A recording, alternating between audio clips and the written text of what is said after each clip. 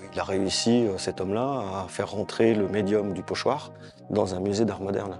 Donc c'est-à-dire des cartons découpés. C'est quand même un tour de force.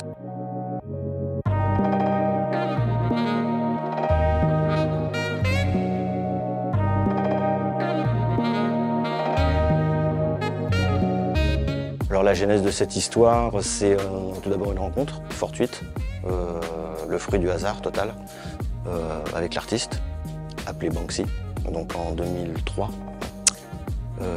Et ça m'a amené à collectionner cette rencontre toutes sortes d'objets, de supports dits fragiles, dits modestes, d'où le nom de la collection. Et donc on retrouve dans cette collection tout un tas d'objets. Ça peut aller du sticker, donc l'autocollant, en passant par des pochettes de vinyle, des livres, des photos, des sérigraphies, des affiches, des t-shirts, plein de choses, sur lesquelles figurent, et ça j'y tiens, des visuels. Voilà, puisque la plupart des visuels ont été faits soit sur toile, qui coûtent extrêmement cher, qui font partie de collections de grands collectionneurs privés, donc c'est pas les mêmes moyens, je dirais, financiers que les miens. Et puis ou alors en extérieur sur des murs. Donc voilà ce qu'on appelle le graphe, la fresque. Et donc ce qui est à la rue reste à la rue.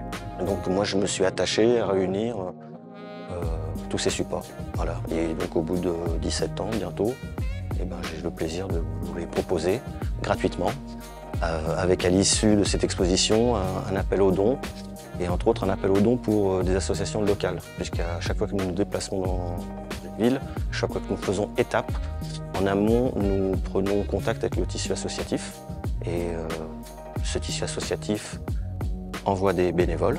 Alors ils vont faire vivre l'exposition avec nous, que ce soit en tant que surveillant de salle, rouler des affiches, comptabiliser les entrées, comptabiliser les sorties, un tas de choses en fait, qui fait que l'exposition appartient aussi à ces acteurs de la vie associative. L'autre grande fierté que nous avons, c'est que de 9h à 11h du matin, tous les jours, nous recevons les scolaires. Et ça, c'est une grande joie, voilà, parce qu'ils sont ravis, parce que les profs sont ravis aussi, parce qu'ils ont énormément de matière, parce qu'il y a beaucoup de sujets à traiter. Donc on essaye de faire plaisir à tout le monde, et puis d'être à l'écoute aussi, surtout pas d'être à l'écoute, mais d'être dans une certaine logique, parce que voilà, chez nous, l'accès à la culture pour tous et gratuite n'est pas un vain mot. Voilà, donc nous, c'est ce qu'on essaye de mettre en avant. Et si ça peut susciter des vocations chez les enfants, c'est merveilleux.